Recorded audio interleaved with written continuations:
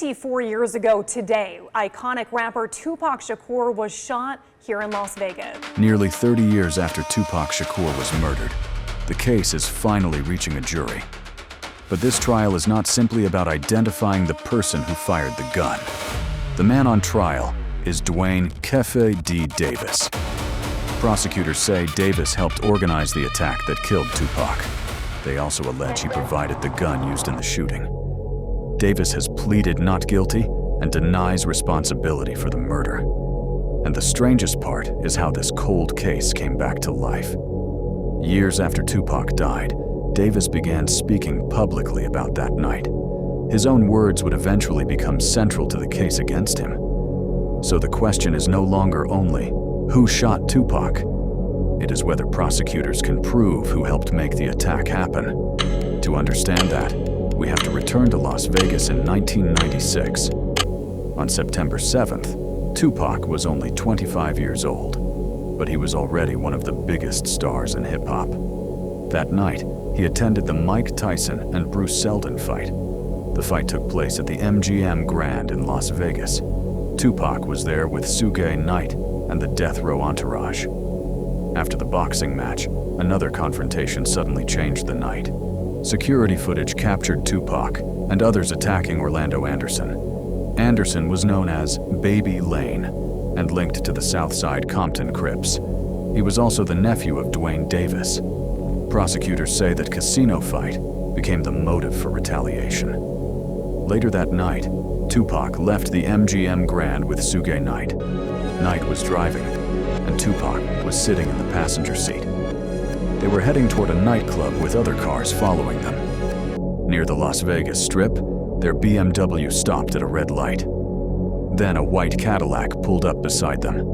Within seconds, gunfire came from the Cadillac. Tupac was hit several times. Suge Knight was also wounded, but he survived. Tupac was rushed to the hospital in critical condition. 6 days later, on September 13th, Tupac Shakur died. He was 25 years old. The killing became one of music's most famous unsolved murders. Investigators focused heavily on Orlando Anderson as a possible gunman. But Anderson denied involvement and was never charged in Tupac's murder.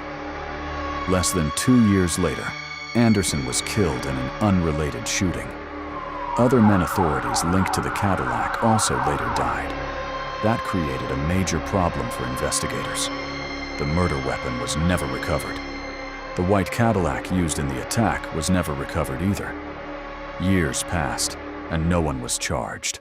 The case became surrounded by rumors, theories, and endless speculation.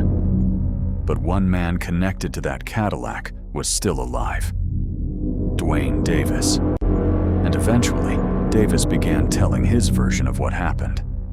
In 2008, he spoke with investigators about the Tupac and Biggie cases. That interview later became one of the trial's most disputed pieces of evidence. Years later, Davis began discussing Tupac's murder publicly. Then, in 2019, he released a memoir called Compton Street Legend. In the book, Davis placed himself inside the Cadillac that night. He described getting a handgun and passing it toward the back seat. But Davis did not say that he personally fired the fatal shots. That difference is extremely important to the prosecution's case. Prosecutors do not need to prove Davis pulled the trigger himself. They argue that he helped organize the retaliation. They also allege that he supplied the weapon used in the attack.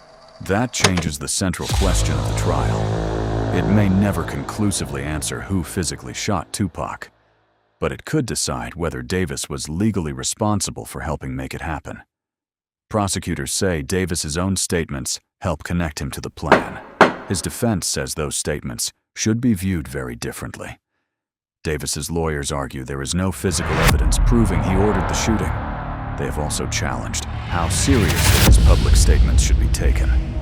The defense has argued that parts of his memoir were exaggerated or fictionalized. They also tried to block his 2008 police interview from the trial. His lawyers argued that he spoke under protections granted during that interview, but the judge rejected the attempt to keep the recording out. the jury will be allowed to hear Davis's 2008 statements. Prosecutors can also use statements from his memoir. That does not mean every statement must be accepted as fact. It means jurors will decide what those words actually prove. For the defense, the 30-year delay creates serious questions about reliability. For prosecutors, those later statements are exactly what revived the case. Now, for the first time, the accusations are being tested before a jury. Davis remains presumed innocent unless prosecutors prove their case beyond a reasonable doubt. And even after the trial, one mystery could still remain. Who actually fired the shots that killed Tupac Shakur?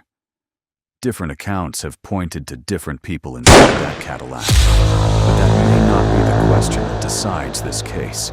The jury must decide whether Davis helped organize the attack. For nearly 30 years, this murder lived through rumors, documentaries, books, and theories. Now, part of that story is finally being tested in a courtroom.